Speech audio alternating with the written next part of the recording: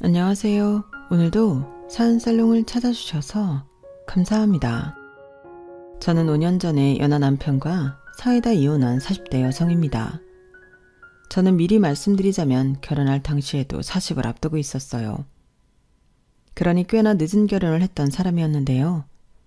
독신으로 살 생각은 아니었지만 제 나이 30 초반에 파혼을 하고 누굴 다시 만날 엄두가 나지 않더라고요. 그래서 조금은 소극적이게 내 짝이 있으면 언젠가는 만나겠지 하며 일과 제 생활에만 집중했는데 이렇게 연하의 남자에게 적극적인 구애를 받게 될 줄은 꿈에도 몰랐어요. 참고로 저와 전 남편의 나이 차이는 8살이었어요. 그렇기 때문에 저에게 있어서 그 남자는 단 한 번도 남자였던 적이 없었는데 제 친동생보다도 나이가 어렸거든요. 때문에 남편은 저에게 있어서 아직 세상을 잘 모르는 부하 직원이었어요. 또한 전 남편은 키도 크고 얼굴도 꽤나 잘생겨서 회사에서 인기가 정말 많았거든요. 그런 사람이 저를 좋다고 공개적으로 쫓아다니니 저게 지금 나를 가지고 장난을 치나? 그런 생각에 처음에는 불쾌하고 당혹스러웠어요. 그런데 시간이 지나고 그 마음이 진심일지도 모른다는 생각을 하게 되니 점점 기분이 나쁘지 않게 되었는데요. 살면서 그런 경험은 처음이었거든요. 저도 나름 외모에 있어서는 젊은 여자들에게 꼴리지 않는다는 생각은 있었지만 그래도 나이라는 건 어쩔 수 없는 부분이 있으니까 대놓고 잘난 척은 하지 못했어요. 그건 너무 주책이잖아요. 그 어린 친구들이 볼 때는 제가 자기들보다 주름이 하나라도 더 있을 거고 피부 탄력도 떨어져 보였겠죠. 그래서 저는 외모가 아닌 능력으로 승부를 보는 이 다음에 닮고 싶은 멋진 상사로 나름 이미지 관리를 하고 있었는데요. 엉뚱하게도 회사에서 인기가 가장 많은 젊은 남자에게 구애를 받는 연상 상사가 되었으니 저는 하루아침에 시기와 질투의 대상이 되었어요. 그래도 제 위치가 상사이고 능력으로 따지면 제가 한참 위였으니 저에게 함부로 까부는 직원은 없었는데 자기들끼리는 수군거리며 별소리를 다 하더군요. 아무래도 팀장이 뒤에서 성수 씨를 꼬셨겠지. 자기 능력 있다고 승진시켜주겠다고 했을지도 몰라. 그래. 그리고 서 팀장네 집도 좀 산다고 하지 않았어? 부모님이 상가 건물 몇 채씩 있다며. 그런 걸로 꼬신 게 분명해. 실제로 저런 이야기를 하는 걸 듣기도 했어요. 그러니 마음 같아서는 그런 적 없거든? 하고 나서서 따지고 싶을 때가 한두 번이 아니었는데 저는 그렇게 제 이미지를 망치고 싶진 않았죠. 지들도 오죽 나이 많은 상사에 밀려 별이 꼬이면 저런 생각을 하겠나. 가진 자의 여유를 좀 보고 싶었는데요. 거기에 저는 그 문제에 연하남 부하 직원을 불러 단도직입적으로 물었어요. 저도 마냥 놀아날 수는 없으니 그놈의 진짜 마음이 무엇인지 확인하고 싶었거든요. 그래서 저기 내가 지금 성수씨 때문에 많이 곤란한데 왜 그러는 거야? 설마 진짜로 나 좋아하는 거 아니지? 라고 물었는데 그놈은 배시시 웃으며 제가 생각하지 못한 의외의 대답을 하더군요. 저 팀장님 진짜 좋아해요. 제가 좋아하지도 않는 여자를 일부러 좋아한다고 떠들고 다닐 이유가 없잖아요. 저 팀장님 처음 봤을 때부터 반했는데 팀장님은 전혀 모르셨구나. 하긴 그러니까 내가 그렇게 티를 내도 몰랐겠지. 그래서 그냥 대대적으로 좋아한다고 말한 거예요. 이렇게 말하는데 오히려 적반하장으로 남편은 서운하다며 입을 삐죽거렸어요. 그렇게 자기가 저에게 존재감이 없었냐고 묻더라고요. 그래서 저는 개의치 않는다는 듯 나한테 성수 씨는 마냥 나이 어린 부하 직원이야. 우리 나이 차이 얼마나 나는지 알지? 이렇게 말했는데 남편은 이미 자기도 다 안다며 자기는 나이는 중요하지 않다고 하더군요. 그러면서 사이나 조건보다 어떤 사람이냐가 제일 중요한 거 아니겠냐고. 자기는 원래 그런 것보다 그 한 사람만 본다고 했는데 당연한 그 말이 어째 좀 저를 심쿵하게 만들었어요. 저도 이런 말이 좀 쑥스럽지만 남녀의 사랑은 조건보다 사랑이 더 중요하다고 생각하는 사람이었거든요. 그리고 제가 파혼을 하게 된 이유도 사실 그것 때문이었는데 여기서 아주 잠깐 저와 파혼한 그 남자에 대해 말하자면 저희는 10년을 넘게 사귄 커플이었어요. 둘이 진짜 대학생 때부터 순수하게 만나 사랑했는데 같은 마음이라고 생각했던 저와는 달리 그 남자는 저를 두고 이리 재고 저리 재며 저 몰래 다른 여자와 선도 여러 번 봤다는 걸 뒤늦게 알게 되었어요. 그때는 어찌나 배신감이 드는지 이미 결혼 준비에 한참 들어간 후였지만 그 결혼을 엎을 수밖에 없었는데 저나 저희 부모님은 뒤통수 맞았다는 생각을 지울 수가 없었어요. 그러니까 그 남자 쪽은 식장 들어가기 전까지는 아무도 모르는 거라며 이 여자 저 여자를 두고 저와 비교질을 했다는 거잖아요. 게다가 그 사실을 알게 된 경위도 저는 꽤나 충격적이었는데 저에게 그놈이 저 몰래 그러고 다닌다고 알려준 이가 어이없게도 그 남자와 선을 본 여자였어요. 그 여자도 따지고 보면 그놈이랑 똑같은 여자인데 저와 비교해서 밀린 게 너무 분해서 이 결혼을 깨야겠다는 생각으로 저를 찾아왔더라고요. 그래서 모든 사실을 알게 된 저였는데 그 문제의 남자는 자기는 아니라고 집안에서 하도 고집을 부려서 억지로 몇 번 나간 거라고 뻔한 거짓말을 했지만 신뢰가 이미 깨진 마당에 제 마음은 차갑게 돌아섰어요. 제가 원래 한번 정이 뚝 하고 떨어지면 뒤도 돌아보지 않는 성격이거든요. 그래서 그 여자의 바람대로 해주는 건 좀 분했어도 제 인생을 위해 파혼을 하게 되었는데요. 그런 일을 겪었다 보니 앞서 말한 대로 연애나 결혼에 있어서는 소극적으로 변하게 된 거죠. 그리고 저는 그런 속물인 연놈과 다르게 남녀가 만나는 데는 조건보다는 마음이 먼저라는 가치와 신념은 버릴 수가 없었는데요. 이미 결혼한 친구들은 저에게 그랬죠. 비란이 네가 뭘 몰라서 하는 소리야.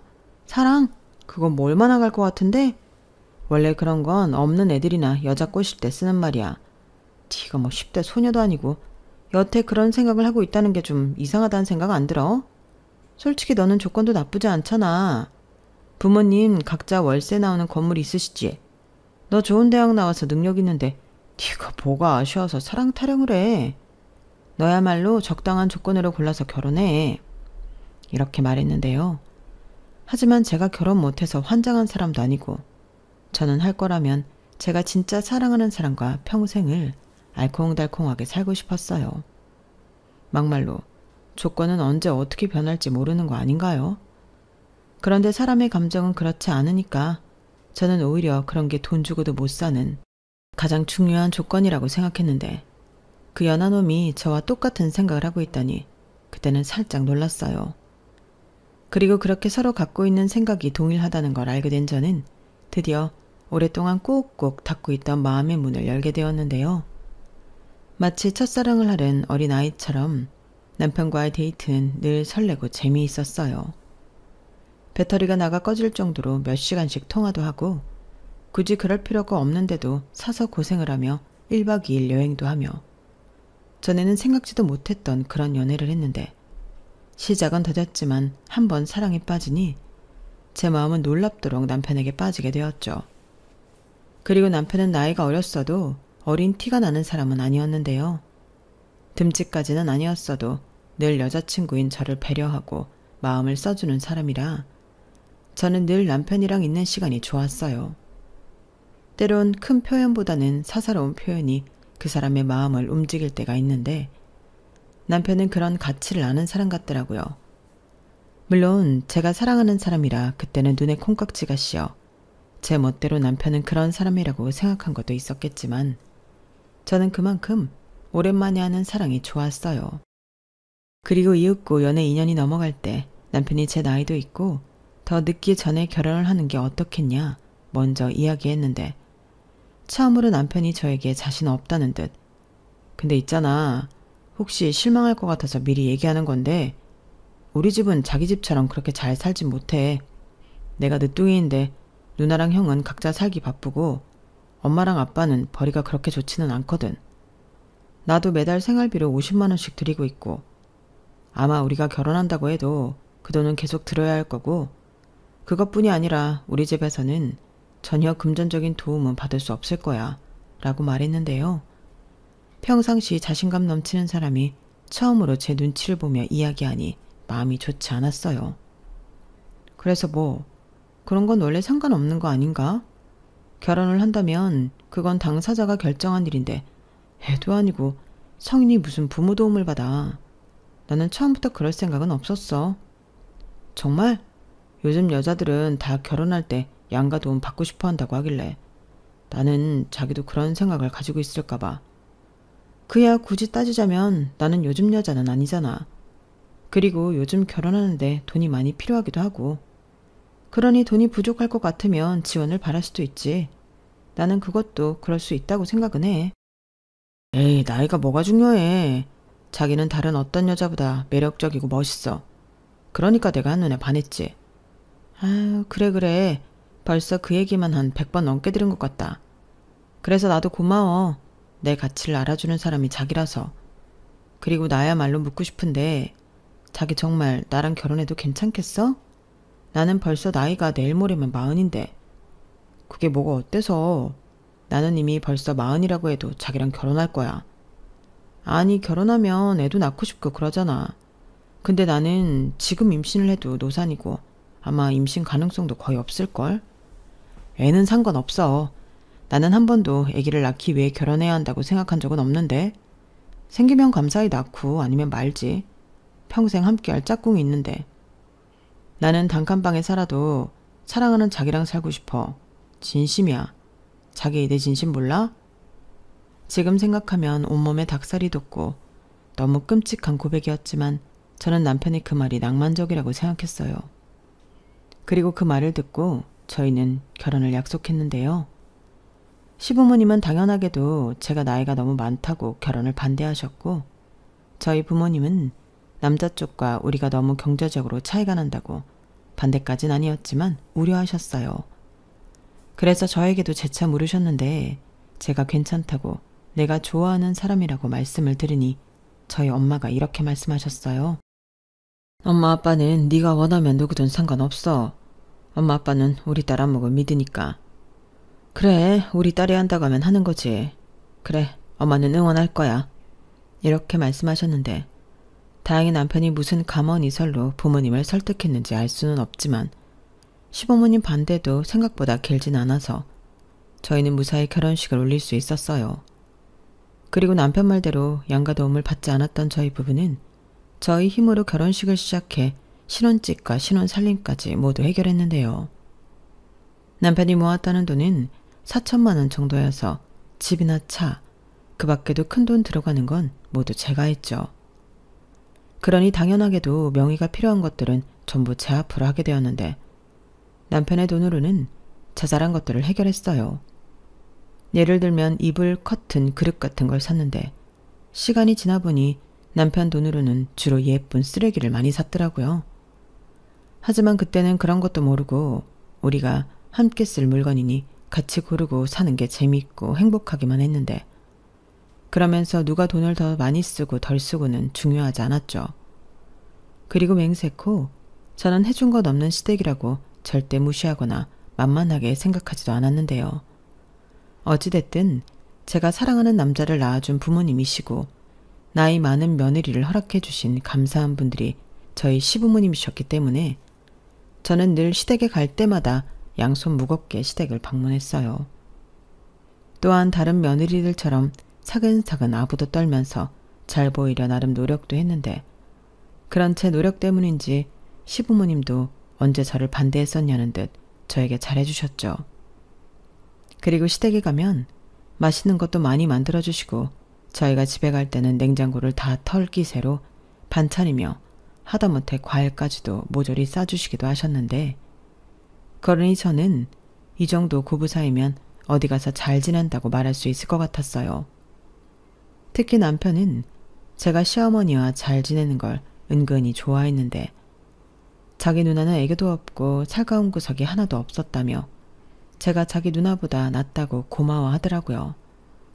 마치 제가 그 집 딸 노릇까지 하고 있는 듯 남편과 시부모님은 저를 점점 더 좋아해 주셨는데 그렇게 고마움을 느낀 남편은 저의 질세라 처가에 가면 막내 아들 노릇을 자처해서 했어요.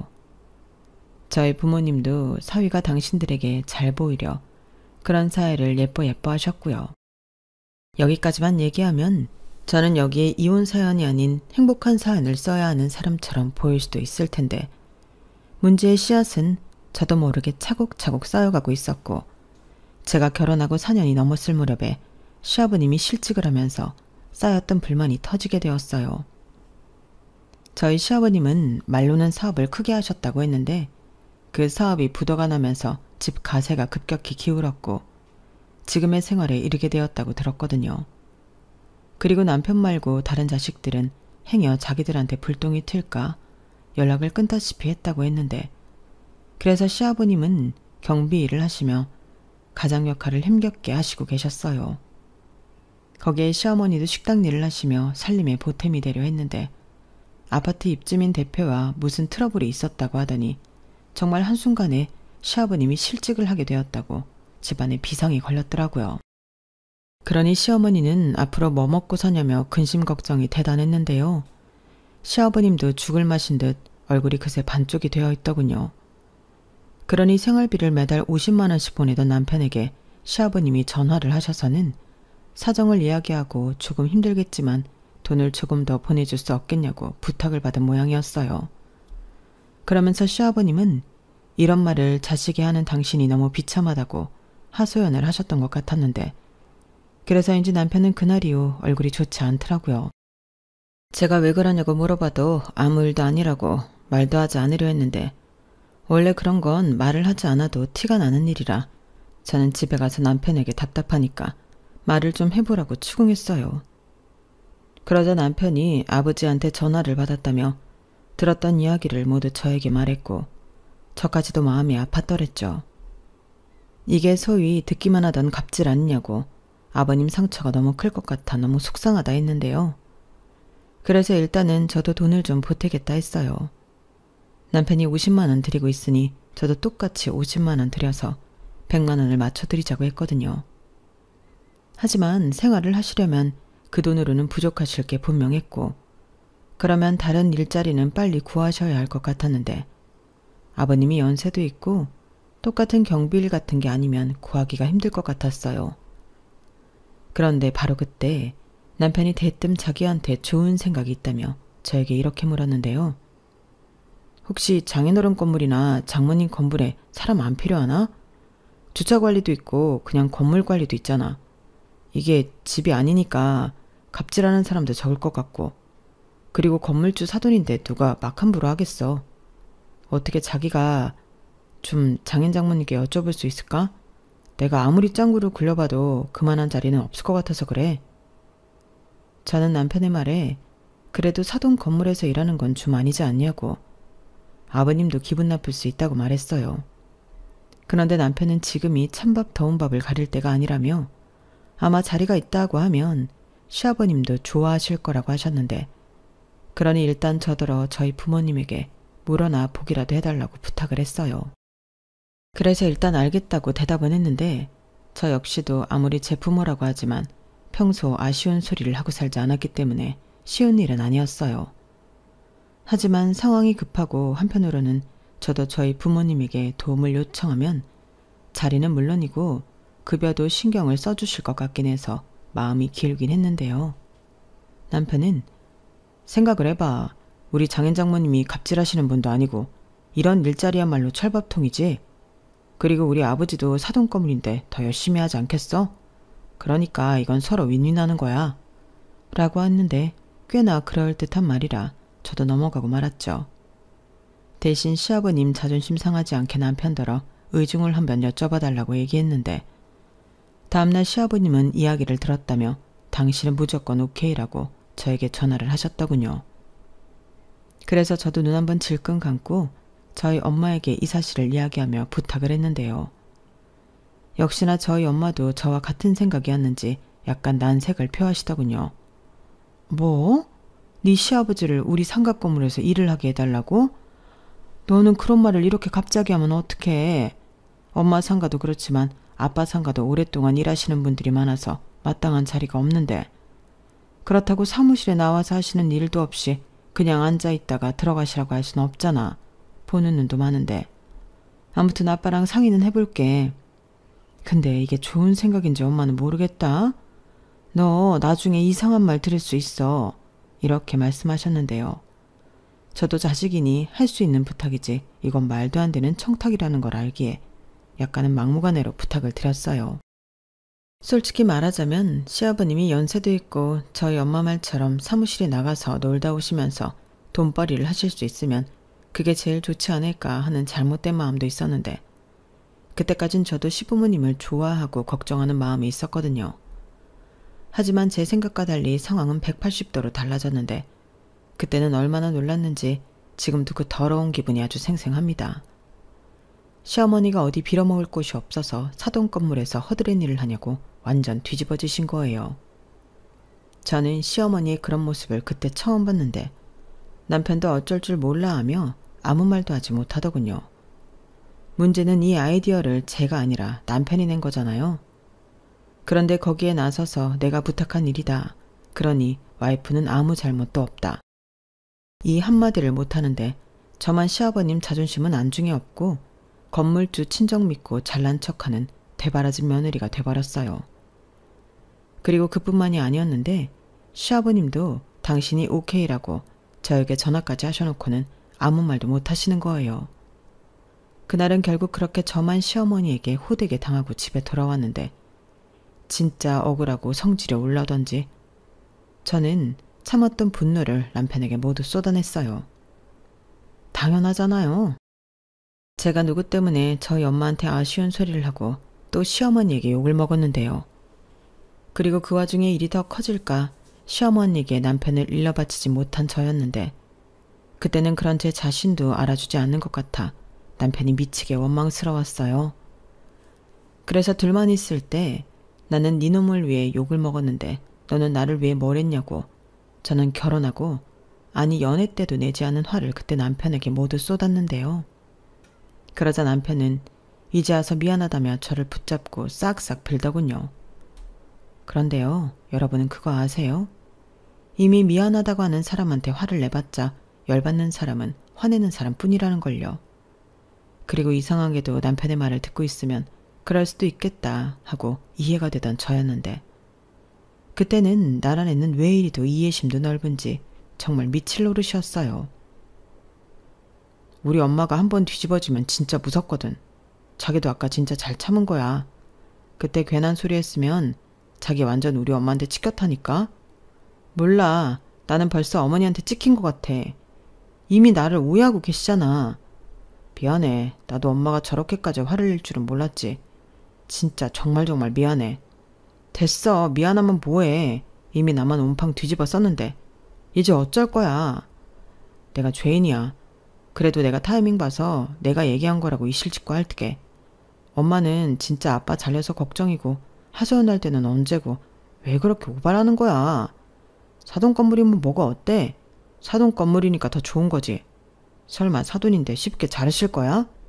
그리고 일도 고된 일은 안 키실 거고 돈은 좀 더 신경 써서 줄일 텐데 엄마는 진짜 하나만 알고 둘을 몰라. 저는 남편의 말을 듣고 기분이 이상했어요. 저 역시 다른 사람도 아니고 우리 시아버님이신데 우리 부모님이 좀 신경 써주시면 좋겠다 하는 마음은 있었지만 이 인간도 순수한 마음에 부탁한 게 아닌 것 같아 좀 당황스럽더라고요. 그래서 이 일은 이제 다시는 언급하지 말라고 남편한테 화를 내며 못을 박았는데 문제는 다음날 시아버님이 자기는 여전히 저희 부모님 상가에 자리가 나면 아무 일이나 하고 싶다고 말씀을 하셨다는 거였어요. 아니 당일에는 자기 마누라 앞에서 한마디도 못한 양반이 뒷수습을 누구더라라고 저렇게 나오시는 걸까요? 저는 난감할 수밖에 없었고 시아버님에게 저는 시어머니의 허락을 받아오시지 않으면 어렵다고 말씀드렸어요. 그러자 시아버님은 그건 안 된다고 하셨는데 당신 생각에는 시어머니 몰래 일을 하는 것도 좋은 방법일 것 같다고 하셨어요. 적당한 곳에 취직했다고 거짓말을 하면 시어머니도 모를 거라나요? 그러시면서 이건 저와 남편 그리고 본인만 아는 비밀로 하자 하시는데 저는 그렇게는 어려울 것 같다고 조심스럽게 말씀드렸어요. 가뜩이나 며느리가 시부모를 무시해서 그런 일자리나 주며 동정하려 했다고 기분 나빠하시는 시어머니를 속이는 일 따윈 하고 싶지 않다고 말씀드렸어요.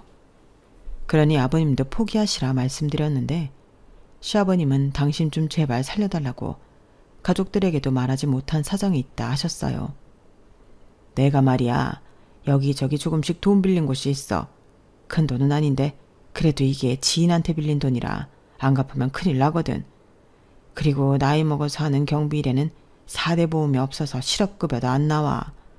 그러니 돈 갚을 길이 전혀 없는데 아가, 내가 이렇게 부탁하마, 어? 저런 말을 저 혼자 듣고 있는데 솔직히 어떻게 해야 할지 판단이 되지 않았어요.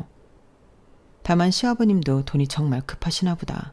이 마음은 있긴 했는데 아무리 그래도 시어머니가 저리 싫어하는데 그걸 무릅쓰고 시아버님의 부탁을 들어드리기는 겁이 나더라고요. 그래서 생각할 시간을 좀 달라고 말씀드리고 남편에게 상의하기로 했는데 내심 속으로 정 어쩔 수 없으면 시아버님 빚은 우리 부부가 대신 갚아드려야 하지 않을까 그런 생각을 했었더랬어요. 그런데 사람 마음이 또 그렇잖아요. 시아버님을 못 믿어서가 아니라 그렇게 남의 손으로 코를 풀면 또 쉽게 똑같은 일을 반복할 것 같았는데 계속 그런 식으로 시아버님의 비상금 주머니가 되고 싶은 마음은 없었거든요. 그래서 빚을 대신 갚아드리는 건 최후의 수단으로 일단 보류하던 저였는데요. 그렇게 기약 없는 시간이 지나가자 어느 날 갑자기 예고도 없이 시어머님이 저희 집에 쳐들어오셨어요.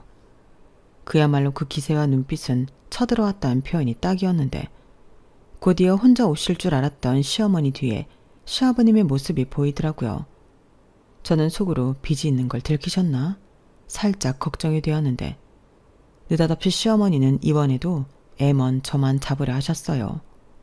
순간 쎄한 기분이 들었던 저는 이번에도 똑같은 일은 당하지 않겠다 생각하고 있었는데 모두 여기 와서 앉아봐 하시는 소리에 남편이 도살장에 끌려가는 소처럼 자리에 앉더군요. 그리고 그때 알았어요. 시아버님의 빚을 남편이 대신 갚아줬더라고요. 그리고 기가 막히게도 빚을 갚던 날 시아버님은 또 돈을 빌리셨는데 그걸 시어머니에게 들킨 거였어요. 그러면서 시아버님은 이게 다 당신이 수입이 없어 벌어진 일이라고 변명을 하신 듯 했는데 갑자기 저희 부부를 닥달하러 오셨더라고요. 정말 황당했죠. 저희 부부는 지은 죄도 없는데 왜 이렇게까지 해야 하나 그때는 짜증이 나기도 했는데요. 일단 아무리 아들 집이라고 해도 연락은 주셔야 하는 게 맞는데 당신 기분 나쁘다고 쳐들어오신 것부터 저는 마음에 들지 않았어요. 어머님, 아버님, 그런데요. 아무리 급해도 연락은 좀 하고 오시지. 저희 깜짝 놀랐어요. 어머, 너 말 서운하게 한다? 우리가 못 올 곳에 왔니? 아무리 여기가 네 집이라고 해도 내 아들이랑 같이 사는 내 아들 집이야. 그렇게 말하면 안 되지. 그런 게 아니라 연락은 주고 오실 수 있지 않나 해서 말씀드리는 거예요. 입장 바꿔서 제가 그렇게 불쑥 어머님 댁에 가면 어머님도 놀라지 않으시겠어요? 오냐, 너 말 잘했다. 그래서 내가 참다 여기까지 온 거야. 나 그렇게 경우 없는 시어머니 아니거든. 근데 내가 얼마나 서운하면 여기까지 분해서 왔겠니? 네가 지금 내 심정을 알아? 엄마, 무슨 소리야. 또 왜 그러는데? 아버지비 내가 갚았잖아. 그럼 뭐해 이놈아. 근본이 해결이 안 됐잖아. 그리고 너는 네 처한테 그렇게 찍소리도 못하고 사냐? 아무리 나이가 네가 어려도 네가 가장이고 서방인데 어찌 그러고 살아. 그리고 며느리 너는 내가 그렇게 표현을 했으면 생각이라는 걸 좀 해야지. 너는 시아버지가 백수가 됐다는데 걱정도 안 돼? 네?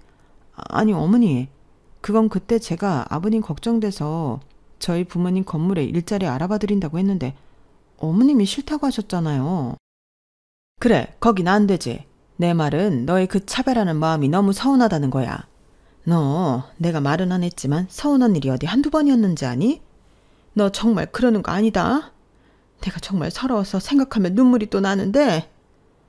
어머니, 저는 도무지 무슨 말씀을 하시는 건지 모르겠어요. 빙빙 돌리지 마시고 그렇게 말씀하세요. 그래야 저도 알고 고치죠. 너 말이야. 전에 네 부모랑 독일인지 프랑스인지 어디 다녀왔지? 그래놓고 우리랑은 어디 갔냐? 꼴랑 제주도 갔잖아. 그것도 2박 3일. 치는 치부모랑 보름 동안 다녀왔으면서. 그리고 말이 나와 하는 소린데 너는 네 부모랑 고급 레스토랑 다닌다면서. 그런데 어째 우리랑은 그 흔한 패밀리 레스토랑도 안 가냐? 나도 칼질할 줄 알아. 저는 시어머니가 갑자기 쏟아내는 서운하다는 일들에 대해 황당함을 금하지 못했어요. 그게 저희 부모님이 숯불에 고기 구워 먹는 걸 별로 좋아하지 않으시거든요. 특히 저희 엄마는 맥주보다는 와인을 좀 좋아하시는 분이라 레스토랑에 가는 일이 많았던 건 사실이었는데, 여기서 가장 중요한 건데 제가 저희 부모님을 모시고 간 적은 결혼한 거 단 한 번도 없었다는 거였어요. 그러니까 저희 부모님이 같이 가자고 해서 따라가서 얻어먹고 온 게 다였는데, 그걸 어떻게 아시고 서운하다고 하시는 건지 저는 놀랄 노자였어요. 그리고 친정 가족과 독일에 다녀온 것도 저희 부모님이 가시는데 두 분만 가시기 좀 무섭다고 같이 가자고 해서 저랑 남편은 몸만 따라간 여행이었는데요. 그때는 시부모님에게 모두 다 말씀드리고 다녀온 여행이었어요. 그런데 어쩐지 좀 서운해하실 것 같아 저희 경비로 시부모님과 제주도에 다녀온 건데, 그때는 참 좋다, 얘들아 고맙다, 이렇게 말씀하셨으면서 속으로는 저렇게 다른 마음을 갖고 계셨다니 솔직히 소름이 끼쳤는데요. 겉과 속이 다른 사람이란 생각에 괜히 오싹해지더라고요. 그리고 앞서 말한 레스토랑 건은 범인이 예상한 대로 남편이었고, 맛있게 음식 잘 얻어먹었으면 가만히 나 있지 자기 엄마한테 가서 입방정을 왜 떨었는지 저는 남편을 한껏 노려봤어요. 그러자 남편은 나는 나중에 엄마 생일이나 특별한 날에 모시고 가려고 얘기했던 건데 하며 저와 시어머니 사이를 어쩔 줄 몰라 했는데, 또 저만 억울한 일이 벌어졌죠. 나는 말이다, 뭐가 됐든 네가 네 친정이랑 우리를 차별하는 것 같다 기분 나쁘다 이거야. 어머니, 죄송하지만 그렇게 말씀하시면 저도 서운해요. 레스토랑 거는 정말 몰랐고요. 친정 부모님이랑 다녀온 여행은 어머니도 다녀오라고 하셨잖아요. 그래서 저희 엄마가 면세점에서 어머니 가방도 일부러 비싼 거 사서 보내드렸고요. 그래, 그 가방 지금도 아주 잘 쓰고 있다. 근데 너도 생각을 좀 해봐라. 그럼 거기에 내가 샘나니까 가지 말라고 했겠니? 그건 그럴 수가 없지. 근데 왜 우리는 유럽이 아니고 제주도냐? 나도 며느리 덕에 유럽 여행 다녀오고 싶었다. 왜? 우리는 유럽 가기엔 촌스러워서 제주도 가자고 했니? 네? 아니 그거야, 저희가 두 분을 모시고 유럽에 다녀올 정도로 돈이 있는 게 아니라서 그랬죠. 웃기지 마. 네가 돈이 없다고? 너 건물주 딸 아니니? 연봉도 우리 아들보다 훨씬 높고 이 집도 네 거잖아. 그건 맞지만 진짜 현금은 없어요. 유럽 여행도 이 많은 인원이 다 가려면 몇 천만 원인데 그런 여유 자금이 있지 않죠. 아무튼 난 그런 게 기분이 나빴다 이 소리야. 저는 시어머니 말에 더는 빈정이 상해 아무 말도 하고 싶지 않았어요. 겉으로는 그동안 얼마나 많은 걸 비교하고 마음에 쌓아놓으셨을까 무서운 사람이라는 생각밖에는 들지 않았는데요. 정작 저희 집에 갑자기 쳐들어오신 용건은 그게 아니더군요. 그때는 저도 설마 하고 예측이 되긴 했는데, 역시나 시아버님이 실직하게 되었으니 이참에 그냥 생활비를 넉넉히 매달 달라는 말씀을 하고 싶으셨나 보더라고요. 그것도 무려 매달 300만 원씩 달라고 하셨는데, 당신도 이젠 식당 일이 힘들어 못 하신다고 이젠 돈 많은 며느리 덕 좀 보고 살고 싶다 하셨어요. 아니 300만 원이 누구 집 강아지 이름인가요? 그리고 그 말을 하기 위해서 앞에 레스토랑이니 여행이니 자기 서운하다 밑밥을 까셨던 건데, 순간 나를 정말 무슨 돈 많은 호구로 하나?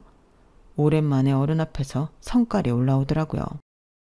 그래서 월 100만 원도 매달 들기 부담스러워 고민하고 있었는데 200도 아니고 300이라니 저는 단칼에 어렵다고 말했어요. 그때 아마도 저도 제 표정 관리를 못했을 것 같은데 시어머니는 아랑곳하지 않고 저희 친정을 들먹이기 시작하더라고요.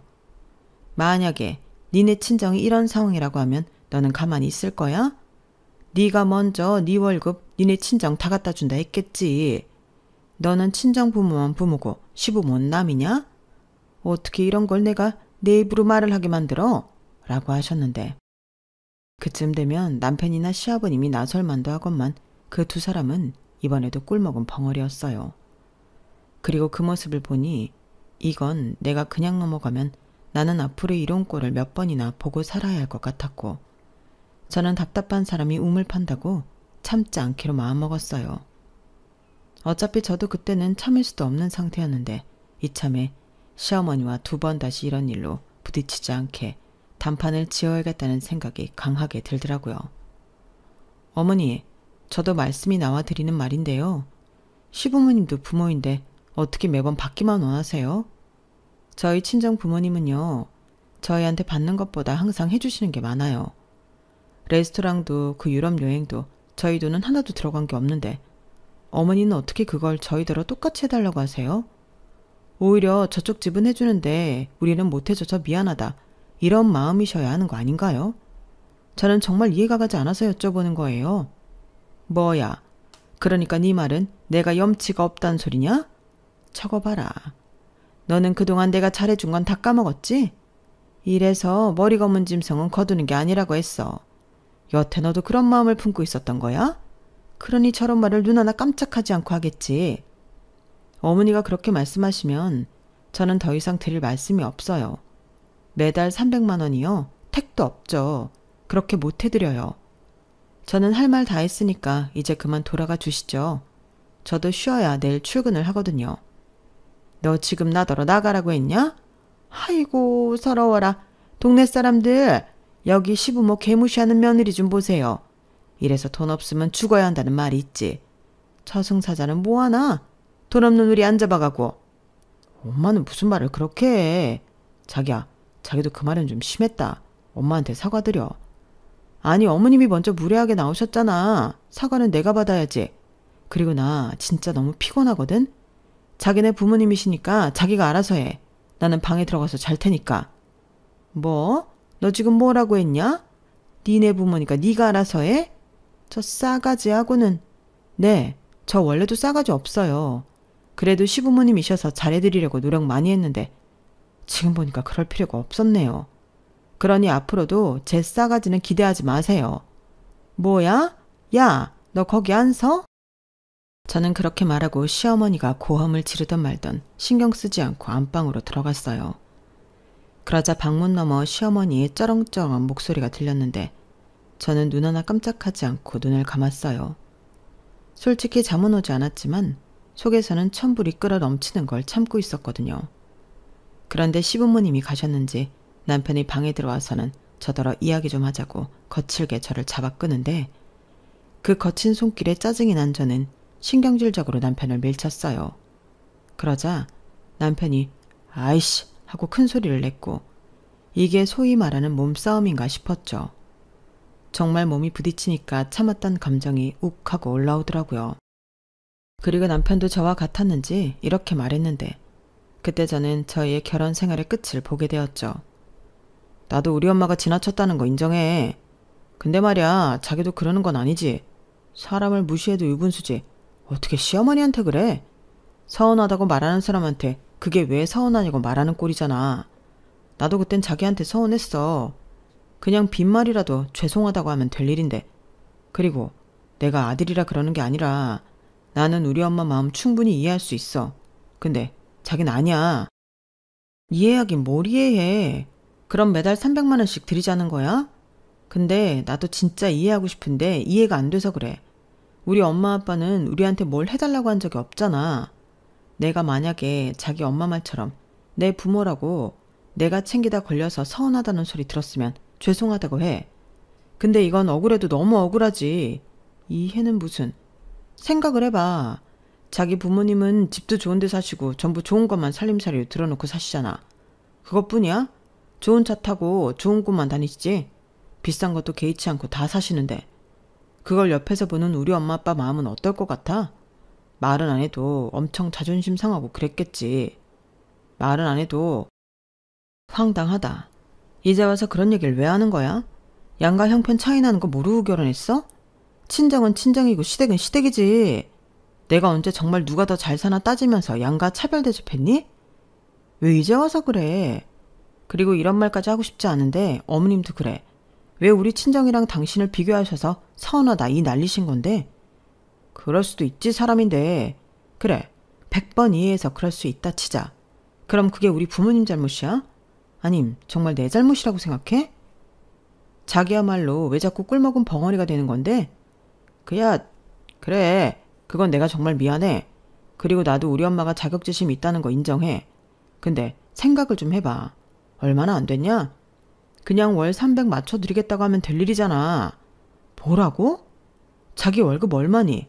거기서 300 빼면 얼마 남아? 설마 나더러 시댁 생활비 내놓으라고 하는 소리는 아니지? 그걸 왜 우리 월급에서 부담해? 장인 장모님 임대료가 있는데 거기서 좀 만들어달라고 하자. 막말로 장인 장모님이 힘들게 버시는 돈도 아니잖아. 때 되면 나오는 돈인데 그 정도는 같이 써도 되는 거지. 설마 하나뿐인 딸 시댁인데 300만 원 없다고 모르쇠 하시겠어? 너 지금 말 다 했냐?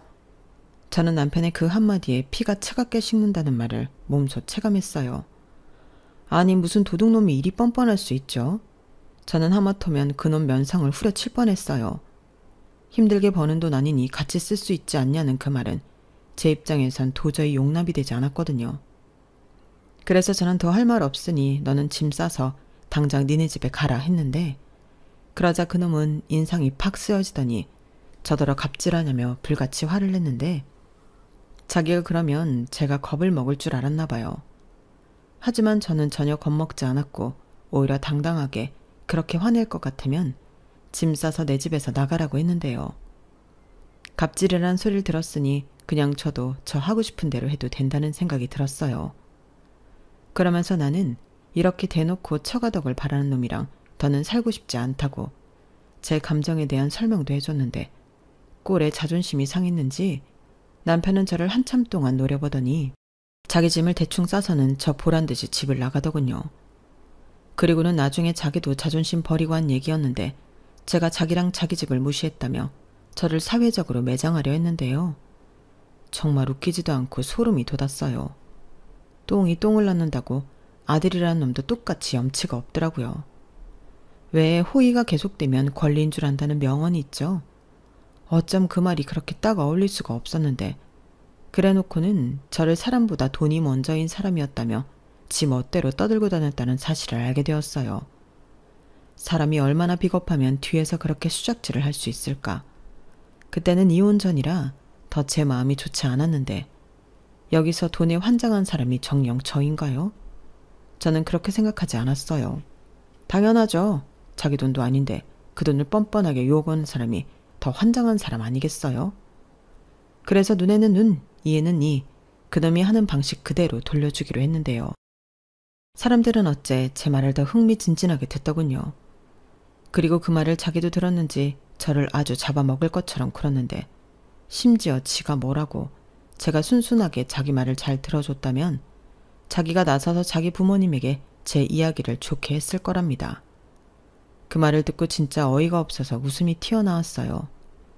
그렇게 선심 쓰려고 했는 줄 몰랐다고 저는 됐다고 친절하게 말해줬죠. 그러면서 그런 선심 따윈 필요 없으니 그냥 이대로 헤어지자 했는데요. 역시나 아쉬운 사람은 제가 아니었어요. 거의 몸만 장가온 사람이 남편인데 제가 아쉬울 건 전혀 없었죠. 참고로 그날 남편이 나간 뒤로 저는 집 비밀번호도 바꿔서 남편은 집에 들어오지도 못하는 상황이었는데 시어머니한테서는 전화가 빗발쳤어요.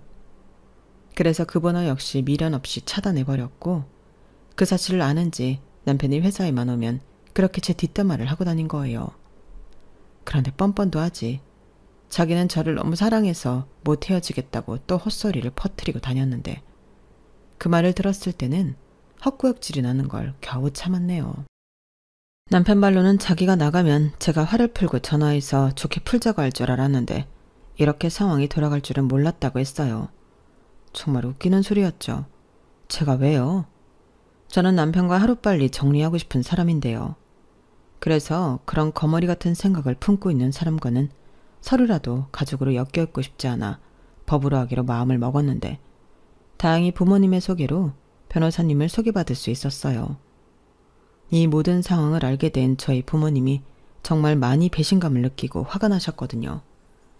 그래서 하루라도 빨리 그런 놈이랑은 정리하라고 하셨는데 그렇게 이혼 소장을 받게 된 남편과 시댁은 뒤집어졌어요.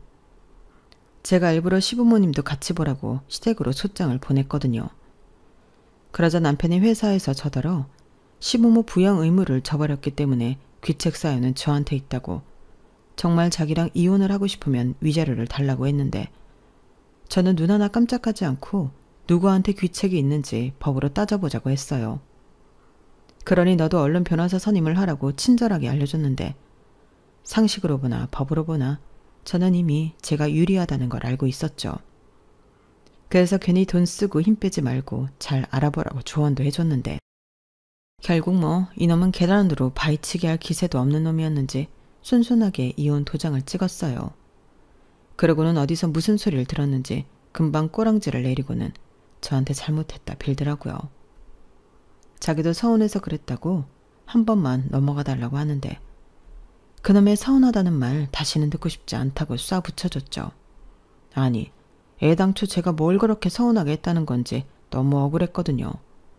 지금 생각해보면 결혼 전에는 전부 상관없다고 자기는 사랑하는 사람이랑 같이 있으면 단칸방도 괜찮다고 한 말도 그때부터는 믿을 수 없었는데 그냥 제가 다 속아서 결혼까지 한 것 같더라고요. 그런 생각까지 하게 되니 정말 이젠 오만정이 다 떨어져서 남편과 어떤 사이도 되고 싶지 않았는데 저는 남편에게 쐐기를 박듯 이렇게 말했어요. 니네 부모 생활비 드리고 싶으면 네가 투잡 쓰리잡 해서 드려. 남의 부모 돈 탐내지 말고. 세상 그렇게 호락호락하지 않거든. 네가 볼 때는 건물주가 참 편하게 돈 버는 것 같지. 그 사람들이 어떤 노력을 하고 거기까지 갔는지 또 어떤 어려움을 겪으면서 건물주를 하고 있는 건지 그런 건 하나도 모르잖아. 내가 너보다 인생을 더 산 누나로서 충고하는데 너 뒤로 수작 부리지 말고 똑바로 살아. 그게 그놈과 저의 마지막이었어요. 저희 부부는 아이도 없고 서로 분한할 재산도 없어서 불필요한 조정은 생략했는데 알아서 합의 이혼하겠다고 남편이 나왔으니 위자료 같은 건 아예 받을 생각도 없었죠. 아니, 이제부터는 자기 집 기둥을 해야 하는 놈인데 뭐하러 벼룩의 간까지 제가 꺼내 먹겠냐고요. 그런데요. 사람은 참 알 수가 없는 게 남편은 저랑 이혼하고 자기 집으로 가지 않고 회사도 그만두더니 주랭랑을 쳐버렸어요. 자기도 자기 집 기둥은 되고 싶지 않았는지 자기 형과 누나처럼 자기 부모를 버렸는데 뭐랄까 그 사실을 알았을 때는 저도 좀 씁쓸했죠. 그 부모 심정이 어떨까. 그때는 저도 그 아줌마 아저씨 마음이 공감이 가더라고요. 하지만 이미 저는 그들과 상관없는 남이 되었고 고맙게도 지발로 나가준 그놈 덕에 회사를 편히 다닐 수 있었는데 사실 저야말로 이직을 해야 하나 고민을 하고 있었거든요. 그런데 그놈은 아마도 사람들이 자기를 두고 수군거릴 걸 생각하니 자존심이 상했나 봅니다. 그 인간은 그런 놈이니까요. 아닌 척했어도 자격지심 쩔고 자존감은 낮은데 자존심만 센 그런 놈인 줄 진작에 알았다면 결혼까지는 하지도 않았을 텐데 지나간 일이지만 지금도 유감스러운 마음은 어쩔 수 없더라고요. 다만 지난날의 깨달음이 있으니 앞으로는 똑같은 실수를 하지 않기로 제 자신과 약속했는데 이제부터는 그 사람을 더 정확하게 알기 위해 전에는 함부로 마음을 주는 일은 없도록 할 생각입니다. 이미 나이도 많고 새로운 사람을 만나 연애를 하기보단 그저 성별 상관없이 함께 나이 들 수 있는 싱글 친구나 있으면 더할 나위 없이 좋을 것 같은데 글쎄요. 그런 인연을 제가 만날 수 있을까요? 부디 저와 비슷한 생각을 가지고 있는 사람이 있다면 언제고 내 인생에 나타나주길 소망하며 저는 이만 마지막 인사를 드려야 할 것 같습니다. 지금까지 제 이혼 사연이었고요. 제 사연 끝까지 함께 해주셔서 대단히 감사드려요. 그럼 여러분들은 사람한테 뒤통수 맞는 일 따윈 평생 없길 바라며 오늘 하루도 즐거운 날 되시길 바라겠습니다. 고맙습니다. 여러분, 사연 댓글에 응원과 현명한 조언 부탁드려요. 좋아요와 구독은 저에게 큰 힘이 됩니다. 오늘도 좋은 하루 되세요.